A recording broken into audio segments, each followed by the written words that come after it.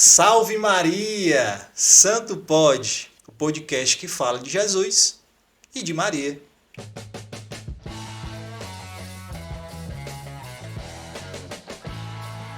Santidade e paz, meu povo. Episódio 13 do Santo Pode, no qual nós vamos falar sobre o testemunho de vida do nosso convidado e também vamos falar sobre caridade nesse período quaresmal. Então, conosco hoje, Frei Francisco, da Fraternidade Maria, Mãe de Deus. Seja bem-vindo, Frei Francisco. E ali nos bastidores também temos o nosso irmão Eduardo, que sempre acompanha o Frei nas missões fora da Fraternidade, né? E é isso, vamos iniciar. Nós temos aqui uma pergunta que a gente sempre faz para os nossos convidados, né, Cleiton? Sim. Você que é um assíduo participante do nosso podcast assistindo e comentou aqui com a gente nos bastidores que já assistiu alguns. Então você deve estar preparado já para essa pergunta. Muita gente fica vendo aquela, rapaz, é difícil, mas vamos lá. Quem é Jesus na vida do Frei Francisco? Salve Maria, boa noite, obrigado pelo convite, né? Fico muito feliz pela acolhida dos senhores, né? Jesus, de modo particular, ele é a vida, né? Ele é a vida de todos os santos, aqueles que de fato põem no centro a alegria, a felicidade. Todos nós, como essência, como seres humanos, nós temos um desejo incutido na nossa alma desde o nosso ventre, né? Desde o ventre da nossa mãe. E comigo não é diferente, né? Esse desejo pela felicidade, pela alegria, pela satisfação, eu encontrei em Jesus Cristo a vida, né? Eu posso dizer como Santo Agostinho, vida de minha vida, né? Santo Agostinho que buscava felicidade em tantos meios, né? E ele se perguntava, o que amo quando te amo? Ele só percebeu, de fato, que ele só encontrava Deus na própria vida dele. Era quando ele buscava a beata vida, né? A vida feliz. A vida feliz é uma vida em Jesus Cristo. Alguém que está disposto, de fato, a viver por Jesus inteiramente. É isso. Muito bem. E hoje, de modo especial, né? Além dessa nossa pergunta inicial que a gente sempre faz, quem é Jesus na vida do nosso convidado? Como nós temos aqui um frei mariano, né? Ou Marianino. Marianino, aí, tá vendo? Eu li lá na descrição lá, ia perguntar se realmente era marianino. Então, frei marianino, além da nossa pergunta de quem é Jesus, hoje nós vamos fazer para o frei a pergunta quem é Maria na vida do frei, né? Como foi a intercessão de Maria na vida do senhor para que o senhor passasse a ter, né? A escolher pela vida religiosa, vida consagrada, de comunidade, fraternidade. Bem, 13º episódio, né? Nossa Senhora é extraordinária. Ela usa do ordinário para fazer maravilhas na nossa vida, né? Então, dia 13, é a minha devoção particular, Fátima, 13 de maio, né? Consagrado Nossa Senhora de Fátima. Exatamente, Fátima. consagrado Nossa Senhora de Fátima. E a nossa fundação também é a patrona, a baluarte, é Nossa Senhora de Fátima, né? E eu fui atraído justamente à vida religiosa por meio de Nossa Senhora de Fátima, né?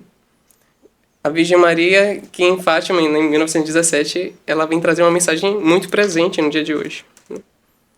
A mensagem sobre as modas, a pureza, as feridas que mais ferem o coração de Jesus, né?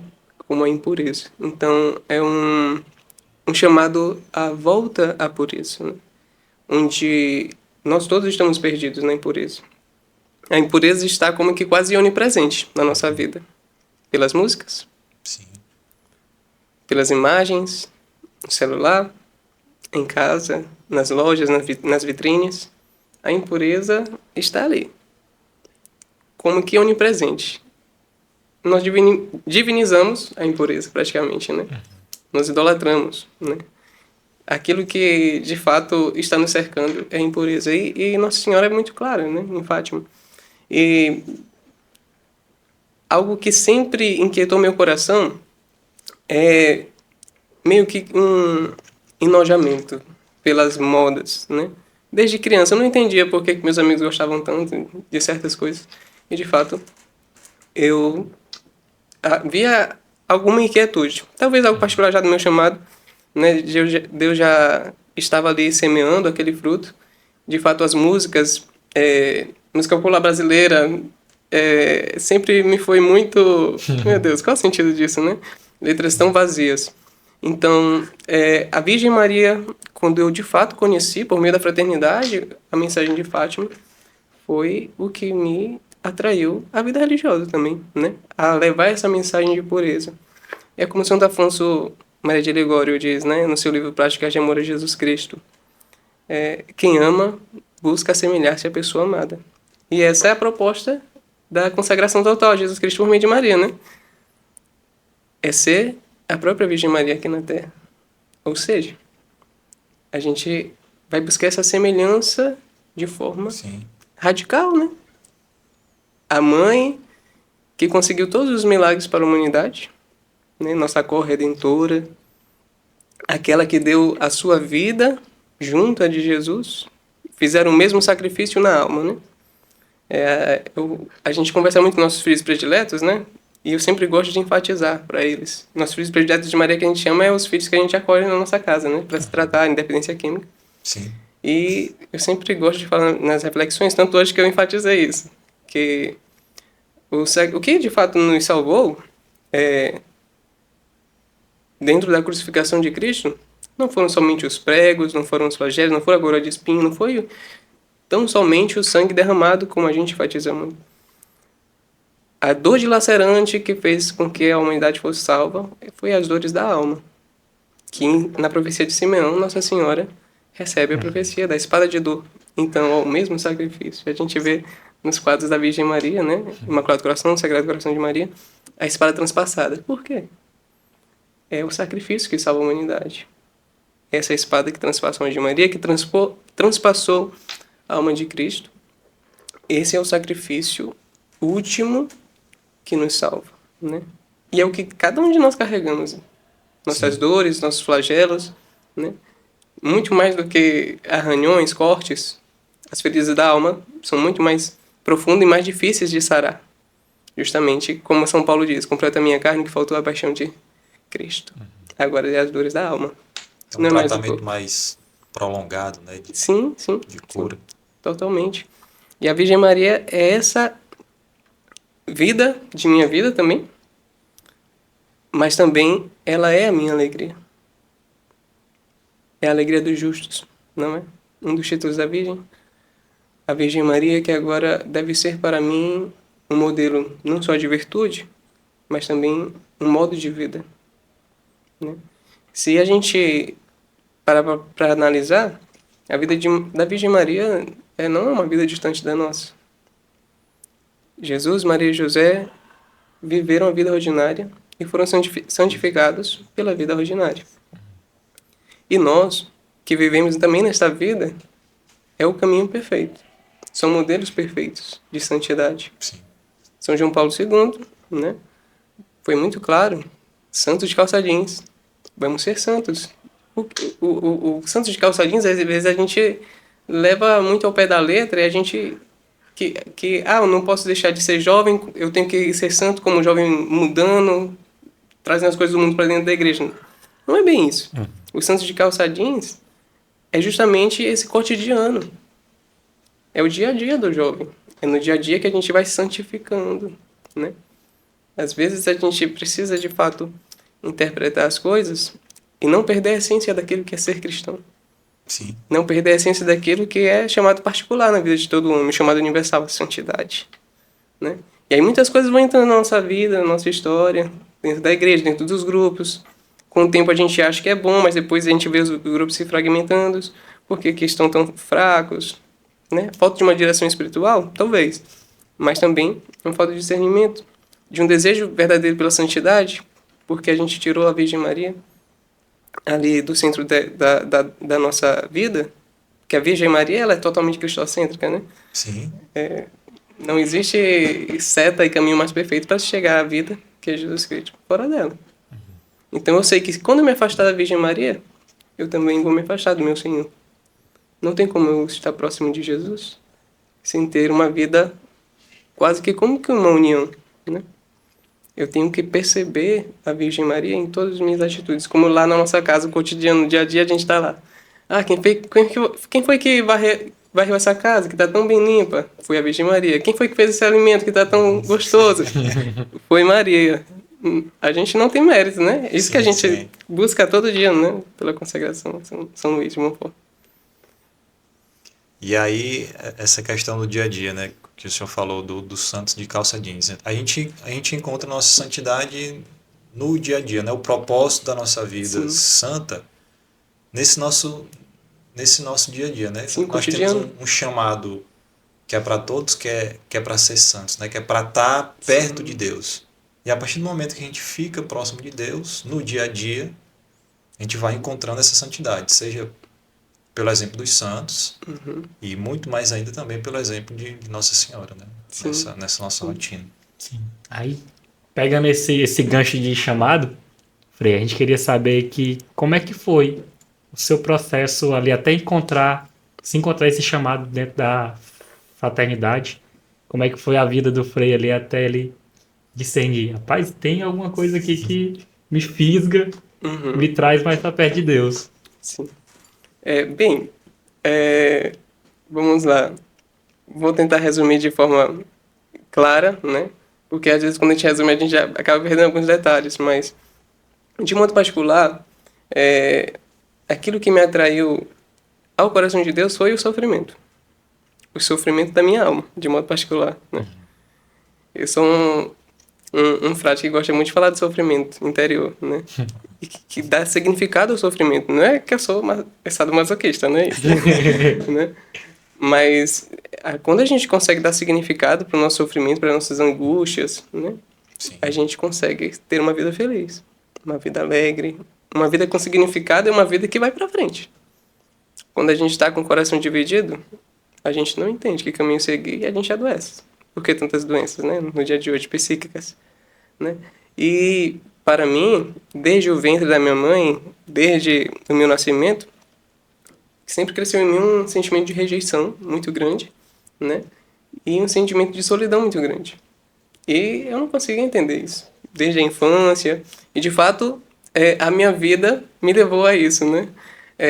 As minhas amizades eram muito poucas, eu sempre tinha 1, 2 amigos no máximo, né? Desde a minha infância até a juventude, sempre sofrendo muito bullying, né? Eu era muito obeso, né? E sofri muito bullying, era ameaçado de morte. Do nada, assim, vinha os caras e marcavam a minha cara. E eu era o caladinho lá e marcavam, simplesmente assim, né? Sofri alguns abusos, né? E tudo isso fragmentou, né, a minha afetividade, minha sexualidade. Algo que, por esses sofrimentos interiores, como eu disse, né? Por que eu preciso falar desses traumas, né, de infância?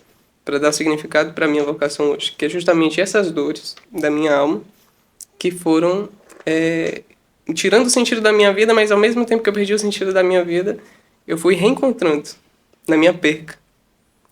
E é justamente o que aconteceu com Santo Agostinho. Quando ele começou a se perder, foi quando ele começou a se achar, né? E quando eu começo a conhecer uma vida diferente, né, daquela que eu vivia, da vida mundana, né? Por assim dizer, eu não experimentei muitas drogas, não experimentei bebidas, eu era muito reservado, não gostava de festas, né? Como eu disse, não gostava de música secular, então meus amigos me convidavam, não ia, não gosto disso. De ficas, nunca gostei, né? Então eu era uma pessoa problemática, não gostava do que geralmente os jovens gostavam, né? E eu era uma pessoa que não gostava de ser uma figurinha repetida. Eu tinha que ser diferente de todos. É algo que já tinha contido no meu coração. Eu tinha que ser diferente de todo mundo. Eu não me permitia tomar as mesmas atitudes que meus amigos, a minha volta e tal, a sociedade em si. E foi quando eu fui fazer o retiro de espiritualidade Fiat, que é o retiro da Fraternidade Maria Mãe de Deus. Sim. Isso lá em... Foi em São Luís. São Luís. São Luís Maranhão, sou de São Luís. Foi em 2011, o primeiro Fiat que eu fiz. Eu tinha 14 anos de idade. E aí eu me deparei com o testemunho de vida do meu pai fundador, Frei João Maria. Aí eu vi uma vida totalmente diferente, uma vida radical, busca radical da vivência do Evangelho. Aí me fisgou. Foi minha experiência de amor com Deus, ouvindo a história do meu pai fundador. Onde eu chorava, olhando a vida dele, meu Deus do céu, como que um homem é capaz de viver isso? É totalmente diferente de tudo que eu já vi, e essa vida que eu quero viver. E a partir dali já começou a experiência de divisão de águas, né? Sim. De uma busca de uma visão de mundo diferente. Eu queria aquilo pra mim. Eu queria aquela vida que ele vivia, né? Uma vida radical. Mas só que eu era muito novo, né? Então eu tive meus deslizes, né? Até que em 2014, 3 anos depois, eu entrei no vocacionado, né? Da Fraternidade Maria Mãe de Deus. E comecei meu processo de discernimento. Desde minha infância,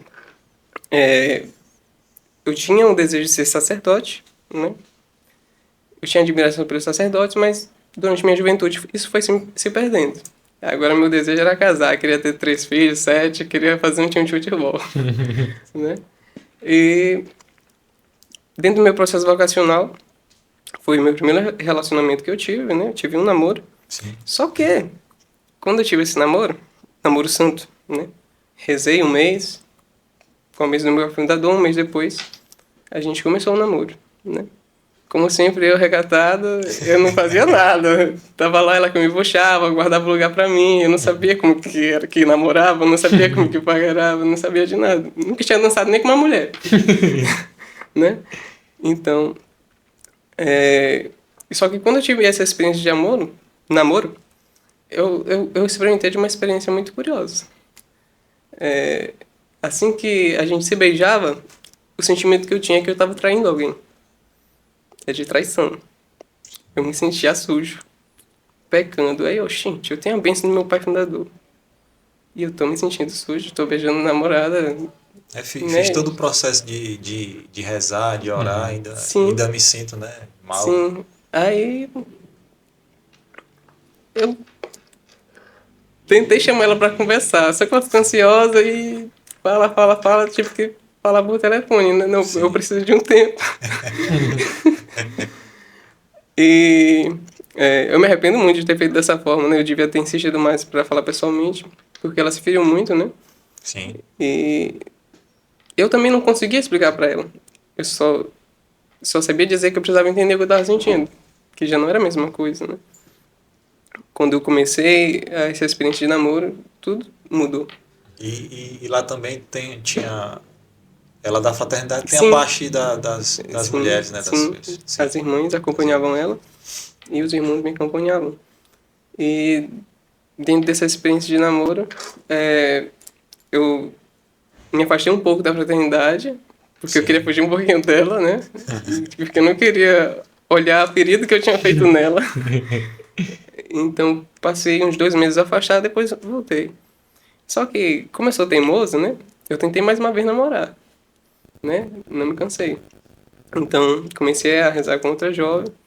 Construímos plano de entrar para a comunidade de vida. A gente vai viver inteiramente da caridade, da doação, da providência. Só que, dentro do retiro de carnaval, Celebres, que a gente até teve recentemente, a gente fez em Sussuapara, em Picos, na verdade. Fez em Picos. Agora no carnaval. E a gente começou a rezar e dentro desse retiro, o pai fundador fez um momento de oração muito forte. Pegou Jesus crucificado e levantou um Jesus totalmente flagelado. E falou, Deus está chamando os sacerdotes. Quando ele falou isso, meu corpo estremeceu todinho e eu caí de joelho. Já chorando, sem entender. E já fazia anos que eu não sentia desejo de ser sacerdote. Então, de repente, nesse momento de oração, esse anseio retornou. Não só retornou, mas como transbordou em lágrimas. Sim. Ou seja, toda a minha vida de pecado ali, parecia que era um filme. Eu chorando. Tinha um irmão que estava na cama, num quarto muito distante, ele não sabia nem o que estava acontecendo. Simplesmente ele disse que sentiu o desejo de levantar, ele estava de muleta, com perna engessada, ele chegou lá galopando lá. E ele se ajoelhou lá e eu, do lado da menina que eu estava rezando lá, e eu todo constrangido, meu Deus, o que ela vai pensar de mim? né? Eu não posso me levantar daqui. Aí a Amado chegou, me deu um abraço. Amado Consolador, nossa cofundadora, né? E quando ela me soltou, eu já saí chorando, em direção à cruz. E o abençoado lá que tava lá de muleta começou a gritar: Santo, tu vai ser santo! Rapaz, cada vez que ele gritava que eu ia ser santo, era uma faca transpassando a minha alma. Eu gritava, e era uma libertação muito forte. Sim. De todas as minhas mentiras, as máscaras que eu estava usando ali, como Deus estava me virando do avesso. E revelando a que missão Ele estava me chamando. Uma cura mesmo total, né? Exatamente. Espiritual. Sacerdócio. Minha irmã estava na capela intercedendo, ela era leiga da comunidade, ela repousou lá na hora. Ninguém sabe o que desceu. Quem que tá intercedendo pelos outros vai repousar. Como assim, gente? Não é estranho. E cheguei em casa já chorando, meus pais, sem entender, eu tô indo pra fraternidade. Vou passar a quaresma lá pra ter certeza. Vou passar os 40 dias da quaresma lá e rezando. E minha mãe e meu pai chorando demais, eu falando das minhas... Tudo que eu senti na oração, fui falando para eles, né? Das minhas mentiras, minhas fugas, né? De tantas as vezes que minha mãe com depressão e eu fugindo ali na frente do computador, nas pornografias e tudo mais, né? A minha insensibilidade da situação, sim, né? Das fugas. Sim. Então, tudo aquilo para apagar aquele chamado que eu tinha tido, incutido na minha infância, né?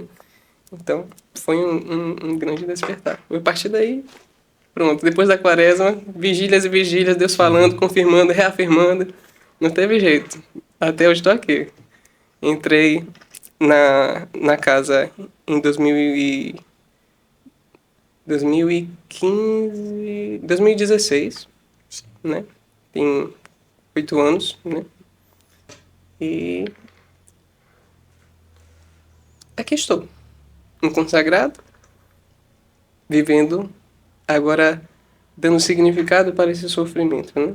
Os sofrimentos da alma, que agora tem um sentido de continuar a paixão de Cristo. Né? Que a certeza que eu tive desse significado desse sofrimento justamente quando assisti o filme de Bernadette. Quando Nossa Senhora de Lourdes, ela fala para ela: eu não te prometo felicidade nesta vida, mas na próxima. E é isso que nos deixa felizes. É a certeza de que eu estou fazendo a vontade de Deus, e na vontade de Deus tem a certeza do céu. É isso que dá felicidade para o homem. É a certeza do céu. Não são os momentos alegres, divertimentos, confraternização. Isso ainda não é a felicidade verdadeira. Sim. Né? O que nos deixa felizes, de fato, é a certeza do céu. A segurança de que a gente vai estar na alegria eterna. Isso. E aí o senhor iniciou lá. Uhum. E aí quando foi que veio para Teresina? No mesmo ano de 2016. Mesmo em 2016. Eu fiz a experiência vocacional interno, meu aspirantado, em 13 de maio. Sim. Não, 1º de maio, fiz meu aspirantado e minha consagração a Nossa Senhora, 13 de maio, no mesmo ano.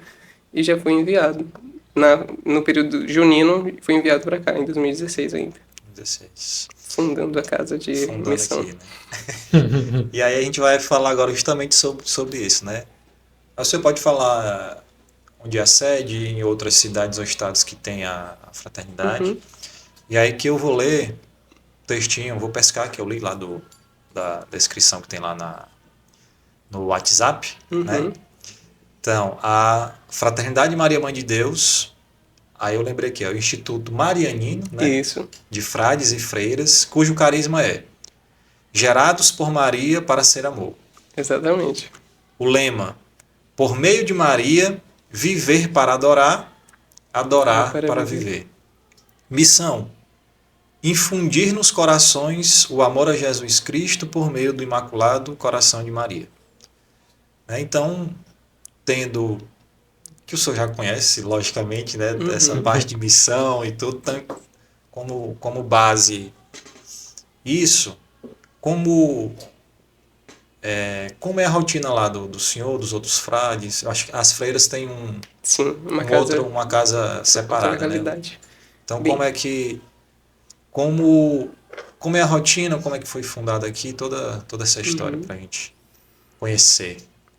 Bem, como eu disse, em 2016 a gente veio para fundar Sim. a comunidade, pelo convite do Padre Newton, convidou o nosso pai fundador para ministrar um mês de oração na Missa da Misericórdia.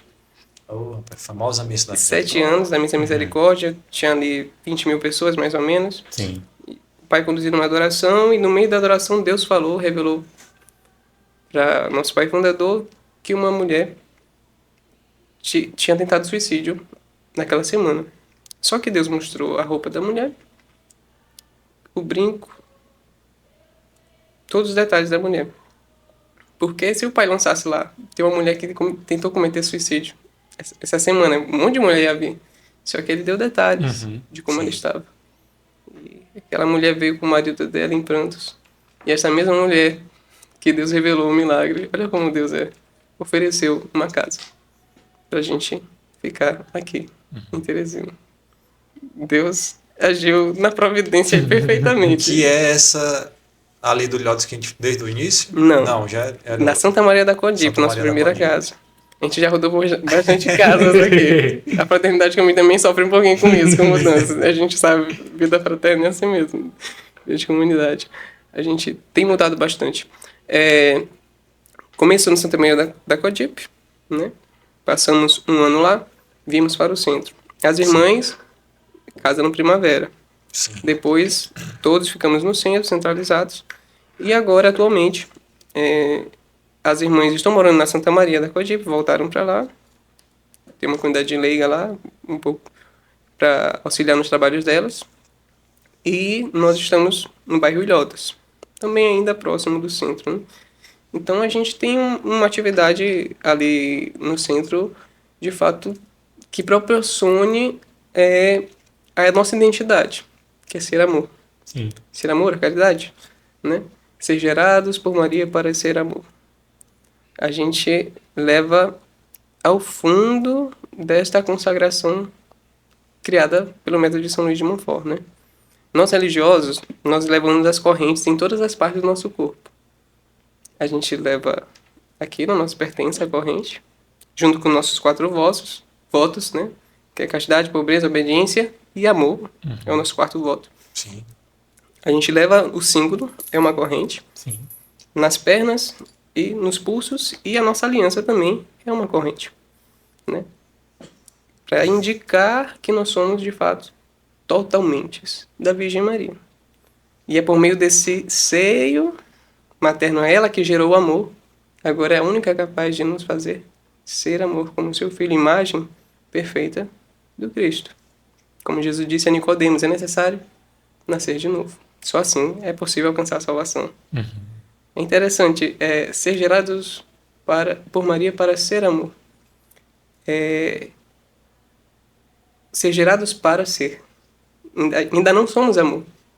Sim. Enquanto vivos, é impossível. Mas é nesse cair, nesse levantar, nesse cair e levantar, vai chegar um momento que, no fim dos tempos, Deus vai nos proporcionar o último levantamento. E dessa vez vai ser o levantar-se definitivo. Quando a gente, de fato, vai encontrar a plenitude. E é onde a gente encontra essa face da caridade e do amor de forma mais viva é justamente nos marginalizados. Dependentes químicos, situações de rua. A gente vai nas pastorais, a gente tem dia fixos, terça, quarta e no sábado. A gente vai sempre levar as refeições com um grupo de jovens, né? Aqueles que se encontram esse desejo de fazer experiência com o pobre, né? O Cristo na face do pobre. Que a gente encontra de uma forma muito viva. O nosso pai fundador, ele costuma dizer, no encontro com o pobre, antecipamos a vinda do ressuscitado. Para mim, aquela frase ali, ele fala muita coisa. Fala muita coisa porque a gente, de fato, já teve, não porque merecemos, mas já tivemos muitas experiências místicas mesmo com o pobre. Pobres, às vezes, que aparecem de forma muito purulenta, fedida, sujos. E quando a gente faz aquela acolhida, aquele pobre que às vezes está até meio que débil, sem falar coisa com coisa, começa a falar claramente e começa a exalar um cheiro de rosas, né? Eu tô falando aqui algo muito particular do carisma, né? Sim. A gente tem experiência, muitas poucas sabem dessas experiências, mas é experiências particulares que Deus nos proporciona, né? Para que a nossa fé, de fato, permaneça viva, né? Porque são muitos também que vêm ao nosso encontro e dizem: vocês estão alimentando marginais, bandidos, vocês estão fazendo o caminho errado. Vamos parar, tem pessoas que precisam mais, famílias que estão passando fome. A verdadeira chaga ali que a gente encontra é aberta na rejeição, né? A verdadeira rejeição da sociedade. Ninguém consegue chegar perto dos filhos de rua e dar um digno abraço neles. Que mulher teria confiança em chegar e abraçar um pobre de rua que está drogado? Não tem. A gente não tem a ousadia evangélica, né? O ardor suficiente para morrer para nós mesmos e dar a vida para o outro. Algo assim mais íntimo, né? Geralmente eu já participei, a gente entrega, né? A comida, entrega ali nas praças quando tem alguém. Sim. Mas não necessariamente como o senhor está falando, né? Chegar mais perto de sentar, conversar, abraçar, conversar, né? Mas... conversar, conhecer a história, né? A gente foi abordado muito recentemente, e o rapaz falou, né, que a gente estava no caminho errado, devia parar, estava alimentando bandido, que ele tinha muitas lojas no centro, estava sendo roubado várias vezes, né? Eu fiz a pequena pergunta para ele: o senhor conhece a história deles, né? Muitos deles empresários também, que pararam naquela situação por uma simples traição de uma mulher, né, de uma esposa, um emprego que não deu certo e vai se afundar na bebida, né? A bebida, entra a cocaína, entra a maconha e vai, né? Então, esse trabalho que a gente faz não é somente um assistencialismo, é um verdadeiro lançar redes, né? Como Pedro, e lançar redes do amor. É o amor que destrói todas as nossas trevas. Como São Padre Pio diz: é necessário amar, amar, amar. Nada mais. E São Bernardo de Claraval, perguntaram para ele: São Bernardo, por que tu amas? Amo porque amo. Mas para que tu amas, São Bernardo? Amo para poder amar. Simplesmente. Porque o amor, ele não precisa de justificativas. Ele é a única coisa que sustenta a si mesmo. O amor é uma pessoa, né? O amor é esse vínculo de perfeição que nos atrai para forças para além das nossas forças, além das forças humanas, porque o amor é Jesus Cristo, como diz São João em suas cartas, né? Então, as nossas atividades, de modo particular, ela abrange justamente isso. A nossa missão: propagar o amor de Jesus Cristo por meio do Imaculado Coração de Maria, né? Esse retornar à pureza também está nessa pureza de intenção. Às vezes a gente quer fazer caridade por interesse. Na Quaresma tem muita gente fazendo caridade. Mas qual é o verdadeiro sentido da caridade? Será mesmo que eu conheço? Né? Será que eu tenho um objetivo sincero em fazer a caridade, né? Em amá-los? A caridade a gente faz na Quaresma, mas com o objetivo de continuar fora da Quaresma. Sim. Mas a gente tem a tendência a parar, né? E às vezes a gente tem a tendência a nem fazer o esforço de obedecer à Santa Amada Igreja, né? Às vezes a gente fica meio acuado, com medo, receios de sair da nossa comodismo, né? E acabar vivendo como mundanos mesmo, né? Pessoas que não conhecem a Deus. Então, o caminho perfeito é aqui, o caminho da perfeição é aqui. Não tem... Eu vou bagunçar aqui a ornamentação de vocês. Pode pegar. Ó, Santa Teresa de Calcutá, essa câmera aqui, né? Pronto. Não tem uma mulher, pelo menos que eu conheça, né, que viveu melhor a caridade do que esta mulher, né? Ela é uma de nossas patronas também, né? Santa Teresa de Calcutá. Não é uma baluarte, mas é uma patrona, uma devoção muito particular da nossa cofundadora.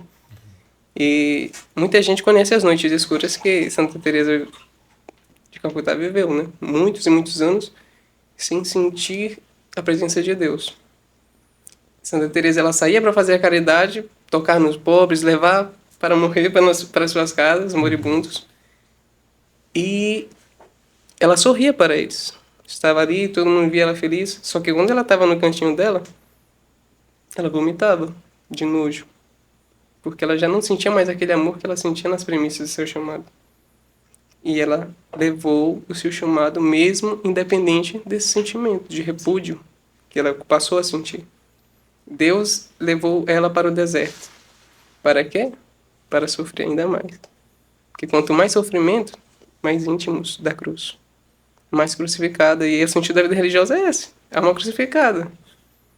Quanto mais dor, quanto mais sofrimento, quanto mais pesares, maior o desejo de união com Jesus Cristo. E a fé. É a fé que sustenta. Né? Então, esse desejo nosso, da Fraternidade Maria Mãe de Deus, de proporcionar esse trabalho caritativo, é fazer com que, de fato, os leigos também tenham essa experiência particular que nós, religiosos, também vivemos. Né? Sim. Então, é levar essa mística de uma pastoral de rua, trazer essa essência que se perdeu, essa essência da mendicância, uma obra mendicante que somos, né? Uma obra que vive de uma providência, né? A gente sobrevive de um sistema de benfeitorias, a gente não tem ajuda do governo para fazer esses trabalhos, às vezes a gente tira das nossas refeições para dar para os pobres, a gente tem que viver isso, vive de fé, de providência, né? E a gente vê os milagres acontecer. Semana passada a gente tava comprando arroz todo dia. Hoje chegou muita cesta básica, né? A glória de Deus. Então, é o que a gente vive, né? Todo dia, o cotidiano, viver da providência é isso. É acreditar no impossível. Viver de milagres. Quantos esqueceram que Deus é um Deus de milagres? Quantos de nós esquecemos que Deus não é uma vitrine de supermercado, onde a gente vai lá dar um papel em troca e a gente recebe o que quer, né? Não é mercado, não é comércio. Então a gente não pode barganhar com Deus. Ou é vida, ou não é nossa vida. Né? A gente não pode servir a Deus senhores. E é justamente esse papel, esses valores que estão invertidos. A gente passou a ser Deus de nós mesmos. E o carisma tem essa missão particular de trazer essa essência de volta. Essa essência do amor. A vida no amor. Viver para o amor. Amar por amar. Sem nada em troca, sem barganhas. É um desejo de radicalidade, pela radicalidade que ele se ofereceu a nós. Somente por isso. Não é uma troca. Por que Jesus fala, tenho sede? Na cruz. Ele quer amar, ele tem sede de amar. Independente da dor que ele está sentindo, do que ele está morrendo ali, ele quer amar. Eu quero amar mais, eu posso amar mais. E a gente negando o seu amor, eu quero amar mais. É isso. Essa é a essência da Maria Mãe de Deus. Ser amor. Ser amor. Porque o nosso lema é por meio de Maria viver para adorar, adorar para viver. Porque em cada passo, cada ato cotidiano, cada ato de amor é um ato de adoração. Porque a adoração é consumir-se, como o Vela notar, né? Não existe analogia melhor do que isso de adoração, né? É se consumir. É se esvaziar para que Deus nos preencha. Sei, preencher tudo. E amar é isso. É quando eu me esvazio de mim mesmo para encher o coração do outro. Para encher aquilo que se perdeu no outro. Eu deixo minha doença de lado para olhar a doença do outro. Isso é amor, isso é adoração. Porque Jesus é onipresente. De modo particular, nosso carisma apresenta sempre a Eucaristia, o véu do sacramento. Mas aquele que tem uma experiência de particular no amor de Deus presente na Eucaristia, não pode rejeitar o irmão que está do lado. Não pode desprezar aquele que está na rua, na margem da lei. Por que nossas casas estão cheias? Justamente porque quando aqueles filhos entram na nossa casa, eles precisam se sentir amados. Não por homens, mas por uma mulher, Maria. Eles precisam se sentir no ventre de Maria. A gente diz isso todo dia, vocês estão no ventre da Mãe de Deus. Essa casa aqui é de vocês. É o ventre da Mãe de vocês. Se a mãe de vocês já não querem mais vocês, que existem muitos, Muitas mães já desistiram de seus filhos. A mãe de Deus aqui acolhe. Não é o Instituto Mãe de Deus. Não é a Fundação Física que acolhe vocês.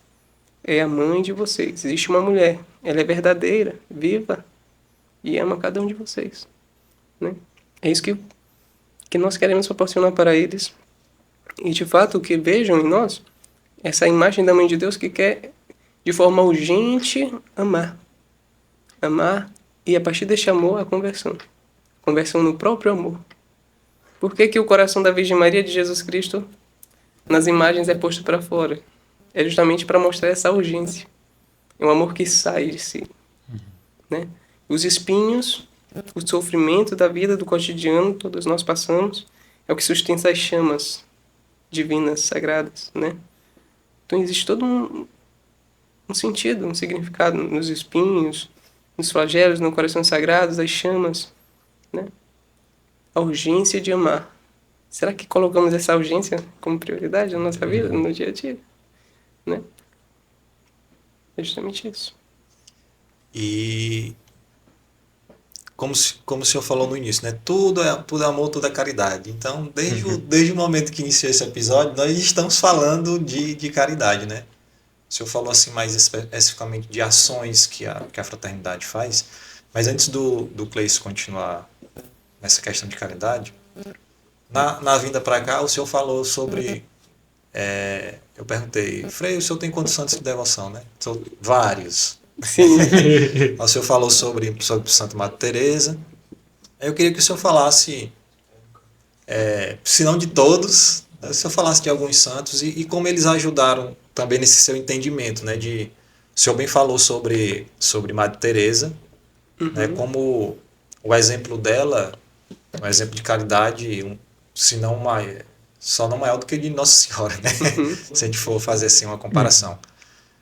E é como esses outros santos de devoção ajudaram o senhor também a se manter no amor, a se manter na caridade. Você pode citar aí uns 2 ou 3 e aí falar um pouco da história deles. Hoje eu vou falar só dos homens, eu tenho santas mulheres também. Mas São José, né? Sim, que é o meu também. São José, não tem como não falar deste homem, né? São José é o sustentador do sustentador, né? O único capaz de sustentar o Filho de Deus. O único santo com o privilégio de ser chamado Pai de Jesus. Muitos profetas tiveram o privilégio de ser chamados de amigos, irmãos, né? Servo, dileto, preferido. Mas o único homem que pisou na terra foi digno de ser chamado de Pai. Do Filho de Deus, Pai de Jesus Cristo. Então, a dignidade de São José, e a gente olhar para a vida dele, como foi tão ordinária.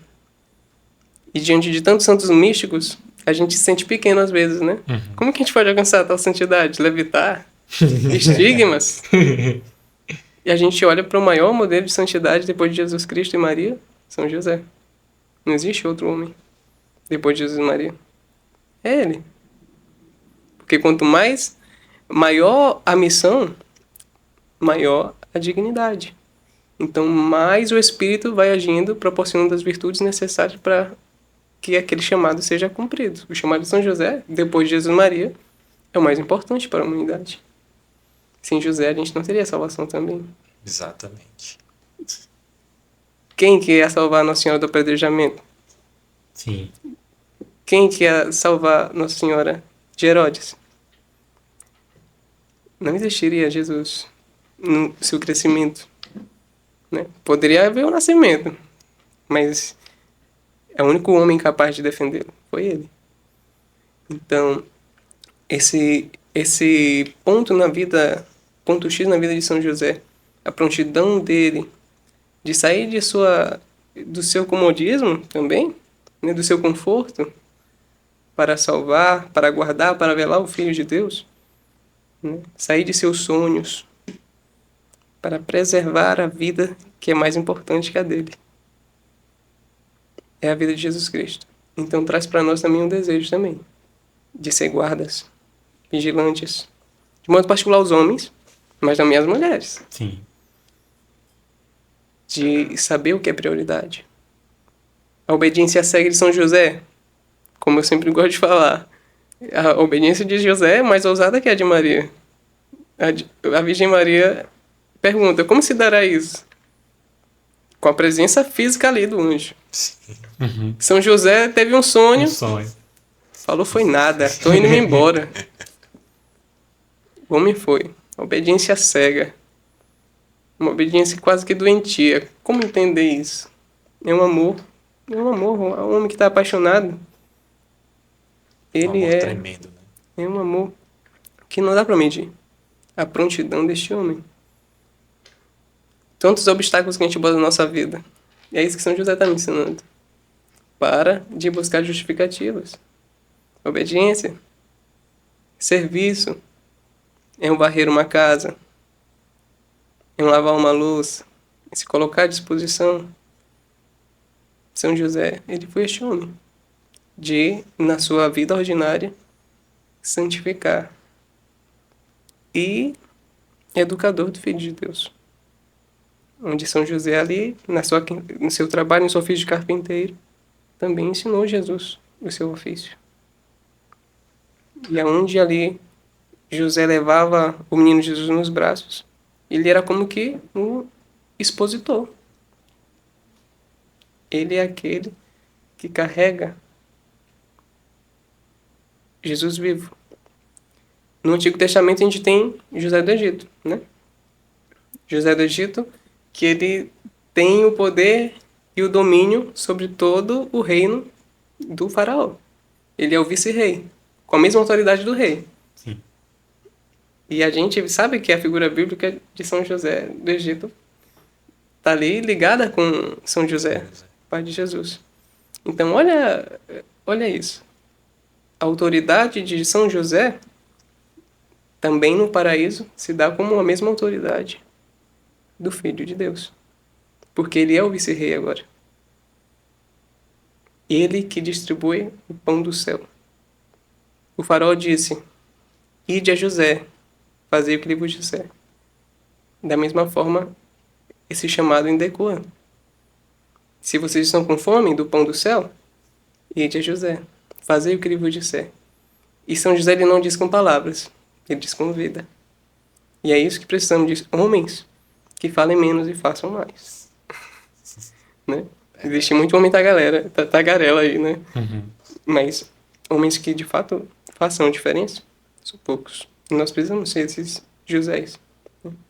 Dispostos a sacrificar e morrer para nós mesmos, colocar em risco a nossa vida para salvar a verdadeira vida, que é Jesus Cristo. E meu segundo santo, que eu posso dizer também, São Francisco de Assis. Meu nome. Gente, eu fugia de São Francisco de Assis. Eu não gostava de São Francisco, não. Eu achava ele muito modinha. Meu Deus. O homem é muito santo. Eu achava quase que uma idolatria. Eu achei, não, tá errado. Até que meu pai fundador partiu meu coração no meio. Eu dei um outro nome pra ele. Eu dei Padre Pio, que é minha terceira devoção. Eu dei Pio, eu queria ser Frei Pio. E aí eu falei, não é Frei Pio, não. Eu vou conversar com minha cofundadora. Aí foi conversar com a madre. Quando voltou, eu não falei nada pra madre, mas ela deu o mesmo nome que eu ia te dar. É Francisco teu nome. O sorriso foi daqui, ó. Todo bloqueio que eu tinha com São Francisco morreu naquele momento. Ali, né? Morreu naquele momento e eu mergulhando na vida de Francisco. Cada vez que eu mergulhava na vida de Francisco, eu encontrava a minha própria vida. E São Francisco virou a minha paixão. A vida de Francisco. A obediência cega à igreja, né? O despertar de Francisco no meio de suas vaidades. Francisco. É um momento de retornar, né? Francisco, ele ouve claramente a voz de Deus em meio às suas vaidades, em meio aos seus pecados. É um santo que no meio do pecado ele consegue ouvir a voz de Deus. Assim como eu, tantas vezes mergulhado em pecados, ouvia claramente a voz de Deus. Para. E muitos de nós homens vivemos isso, né? no cotidiano. A gente tá ali no meio da situação de pecado e Deus fala, a gente não recua. E São Francisco teve essa capacidade. Essa capacidade vírgula, né? Porque Deus adoeceu Francisco para que ele retornasse, né? Ele deu uma febre em Francisco e só assim ele retornou, né? E ele recebe a missão particular, vai reconstruir a minha igreja. E se vai reconstruir a minha igreja, na minha missão particular, eu sempre tenho para mim que vai reconstruir os corações dos meus filhos, né? Corações que muitas vezes estão destruídos, né? Por não entender a própria vida, as coisas que acontecem. E como pastor, né, de ovelhas, né, como diretor espiritual, esse desejo de reconstruir esses corações, né, e dar o sentido, de fato, para os seus sofrimentos, assim como eu encontrei para os meus, né, fazê-los entender o que é essencial na vida mesmo, como São Francisco encontrou o essencial da sua vida. Ele usou todas as suas potências mundanas e converteu em potências celestes, divinas. O Pai será, né? Todas as devoções particulares de Francisco estão no meu nome de religioso. Meu nome é Frei Francisco Mariano, da Fornalha Ardente de Caridade Seráfica. A Fornalha Ardente de Caridade é uma das evocações do Sagrado Coração de Jesus, né? São Francisco tinha uma devoção muito particular pelo Sagrado Coração de Jesus. E o único santo, né, que é chamado de Pai Seráfico. Por isso os serafins também vai no meu nome esse desejo de se consumir. E os serafins vai justamente nesse desejo de se consumir por Cristo. Consumem por amor, né? Estão diante do trono da glória se consumindo por amor. E São Francisco era este homem que no seu cotidiano se consumia. Quantas vezes São Francisco não foi esbofeteado, né? Tem uma crônica de São Francisco muito linda, que no meio do caminho ele cantando, cantarolando, ele encontra alguns bandidos. Os bandidos começam a espancá-lo, e jogam ele no buraco e enche de neve. E São Francisco, a única resposta que ele dá é glória ao meu Senhor. Glória sejam dadas ao meu Senhor. E aí, quando eu li essa crônica de São Francisco, eu lembrei do meu período de escola, onde eu sofria muito bullying, apanhava e eu ficava calado. Eu não sentia vontade de revidar. Na verdade, eu sentia compaixão daqueles que me ofendiam. Ainda, meu Deus, esse homem sempre esteve comigo, e eu não sabia. São Francisco sempre esteve comigo, muito perto. E eu fui entendendo aos poucos que ele estava muito presente na minha vida, né? E continua até hoje, de fato, me ensinando, me educando, sempre me fazendo voltar. De modo mais particular, sempre buscando uma profunda humildade, né? A humildade, que é a virtude, que é a porta de todas as outras virtudes. Sem humildade, a gente não consegue nada na vida. Sem o desejo de se humilhar diante do outro homem, a gente não consegue nada. É isso. E este foi o nosso santo de casa. Onde hoje nós trouxemos dois santos. Dois santos. E curioso, o senhor falou sobre São José, que é o meu santo de devoção, e São Francisco, olha, que meu Deus do céu, sem ter combinado nada. O santo de casa hoje deu muito certo, pessoal. E o senhor falou, Frei, brevemente sobre a caridade, né? Uhum. Nesse tempo quaresmal, um dos pilares que a gente vive dentro desse período da quaresma é a caridade. Aqui nos outros episódios anteriores a gente falou sobre jejum, falamos sobre oração, falamos sobre o sacramento da reconciliação através da confissão. E aí hoje nós lhe trouxemos aqui para falar um pouco sobre caridade, o senhor já falou aí um pouco.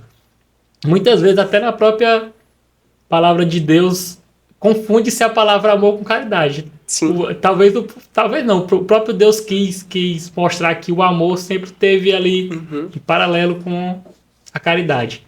Queria que o senhor falasse, na sua modesta opinião, o que é que você entende por caridade e quais os frutos que essa caridade tem para nós cristãos. Não somente nesse tempo de quaresma, mas por toda a nossa vida. Quais os frutos que essa caridade bem feita, essa caridade de coração mesmo, traz para nós enquanto cristãos.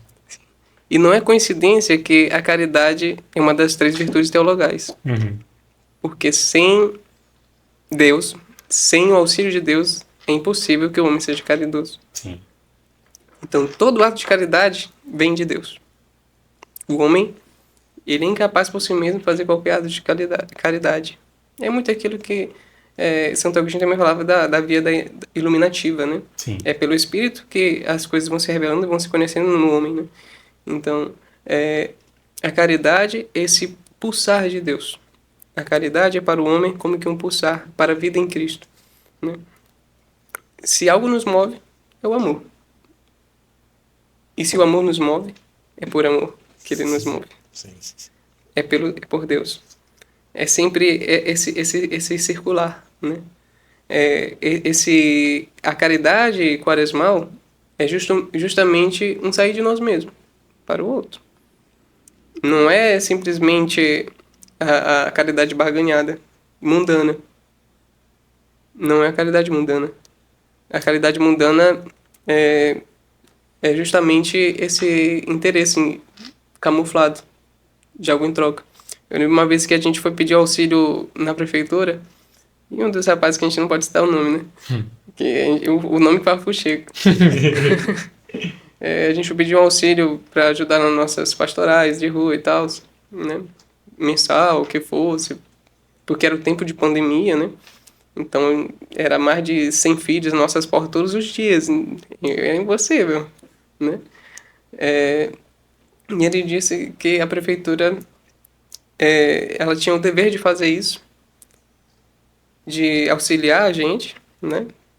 Tinha a obrigação de fazer isso, mas o que a prefeitura fazia não era caridade. Era simplesmente uma obrigação, né? Só que aquela palavra me chamou muita atenção. Meu Deus do céu.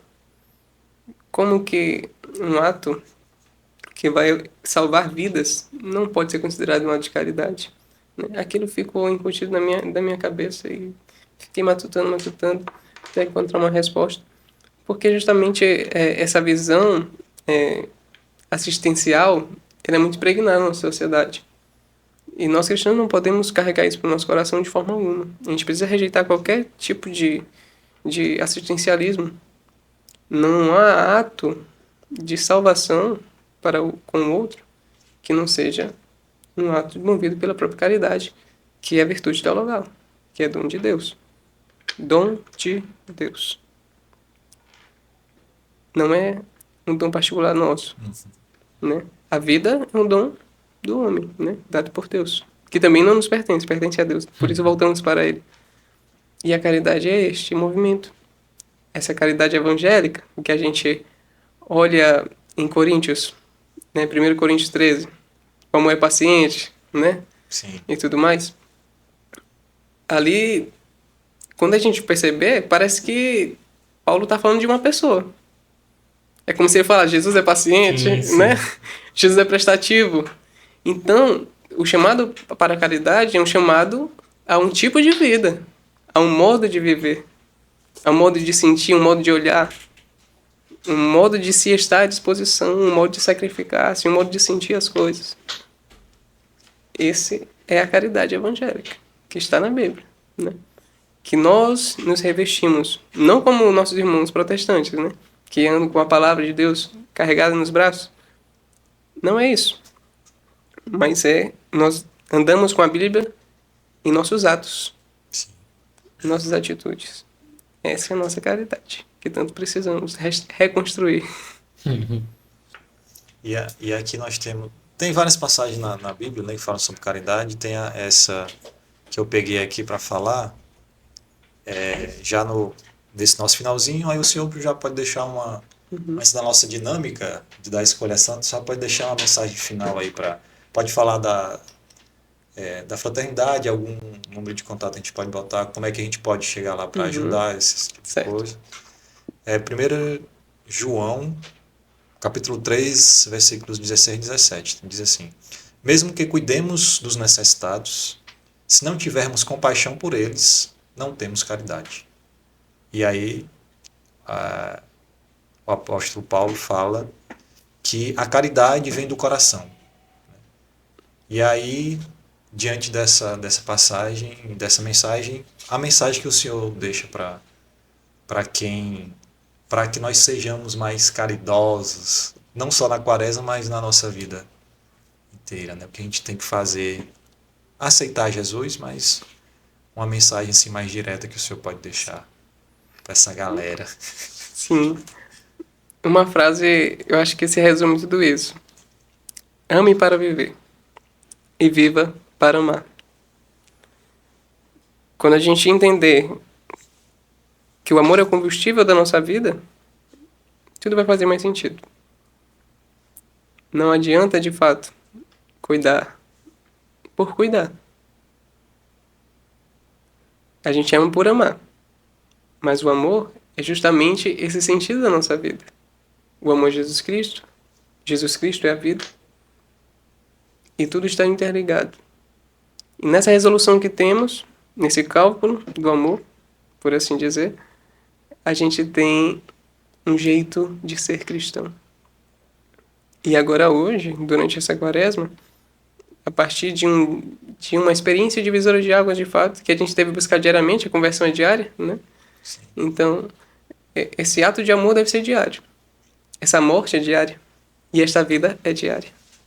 Esse desejo de estar sempre à disposição do outro. Compaixão é estar disposto a sofrer. O significado de paixão é justamente isso, sofrer por algo, por alguém. Então, compaixão é o sofrer com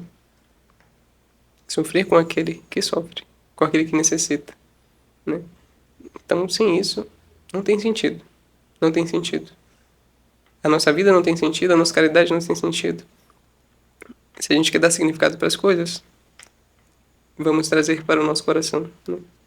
Vamos trazer como a Virgem Maria, que trazia para o seu coração, meditava e disso trazia frutos, né?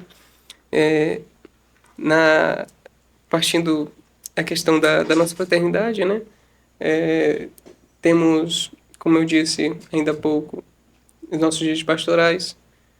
Terça e quarta a gente faz a pastoral de rua, às 19h30. E aos sábados, que é um pouquinho mais livre para os leigos, né? A gente faz o almoço para eles. A gente sai 13h e vai ali para João Luís e distribui as quentinhas, né? E todas as quintas-feiras, pela noite, a partir das 19 horas, a gente tem o nosso cenáculo de oração, né? Durante a nossa live, os irmãos estão lá intercedendo por nós, pode ter certeza. Eles estão lá adorando Jesus, estão no fogo, né? E estão fazendo essa experiência de amor com a Eucaristia, né? O amor vivo ali presente no meio de nós, né? Esses são o programa fixo da fraternidade, mas nós fazemos muitos eventos. A gente tem turma de consagração a São José, a gente tem turma de consagração. Eu vou querer saber dessa turma, estarei por lá, eu vou procurar lá. A gente já está fazendo os exercícios, né? Dia 19 a gente já tem a primeira turma, mas durante o ano a gente vai fazer outras turmas, porque tem outras datas específicas que a gente pode fazer a consagração a São José. Dia 13 de maio também é um dia que dá para fazer, justamente porque muita gente não sabe, mas em Fátima, São José também apareceu. Oi, no último mês da aparição, em outubro, 13 de outubro, São José aparece. No dia do Milagre do Sol. Sim. Depois do Milagre do Sol, São José aparece para Lúcia, né? Então, a gente tem turma de consagração Nossa Senhora, com certeza, né? Nós temos os encontros de casais, né? Que é o Amarte, tem o Amar para Deus, retiro para pessoas casadas. O Amarte é um retiro para noivos e namorados, né? A gente vai fazer no Dia dos Namorados esse ano. E temos o retiro Fiat, um retiro espiritual, muito mariano.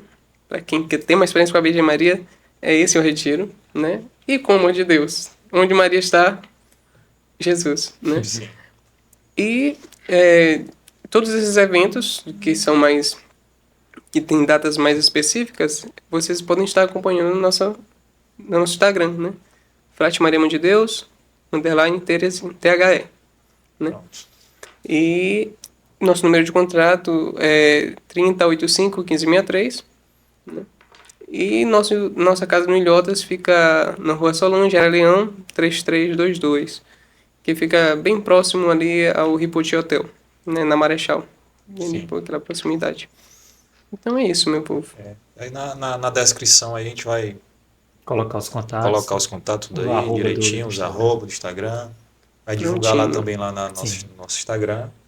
E agora, já quase nos finalmente, a gente tem uma dinâmica que é chamada escolha santa, né? As 7 obras de misericórdia corporais ou os 10 mandamentos?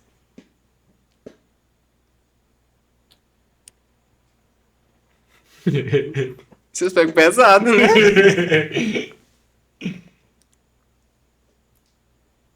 Eu fiquei atraído pela misericórdia.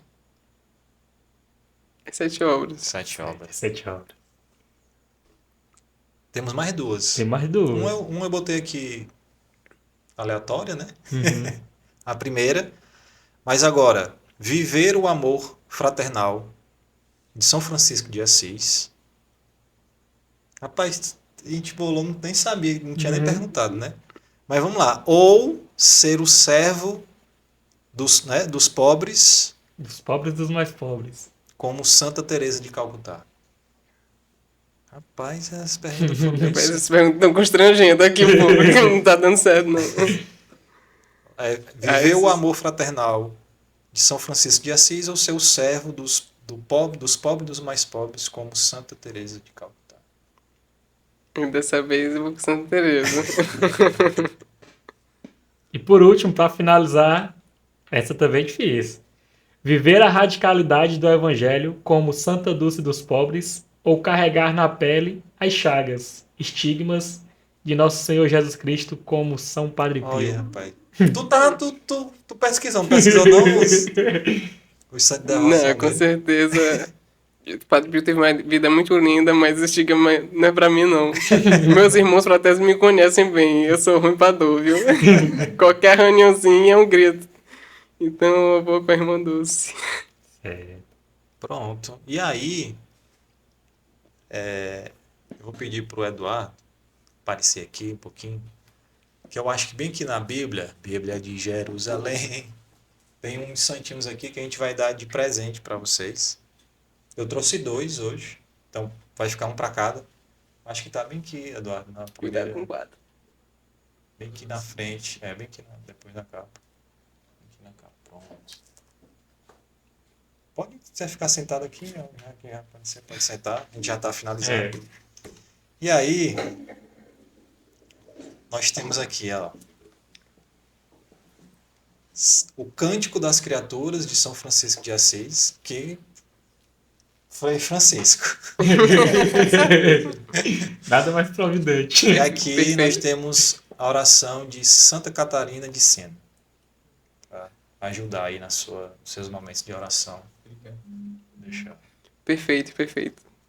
Deus provê, quando a gente ora, dá tudo certo, né? Tudo certo. É muito incrível. Foi muito providencial. Tanto no Santo de Casa, que é o outro quadro que a gente tem, que a gente traz um santo, para falar aqui, né, sobre um santo. Aí, muitas vezes, a gente concilia com o santo de devoção do convidado. Quando o convidado não fala, a gente escolhe um aqui e coincide de ser um santo de devoção da pessoa. Hoje, no Escolha Santa, praticamente todas as perguntas foram direcionadas a santos de devoção seus. Sim. Muito providente. E é isso, meu povo.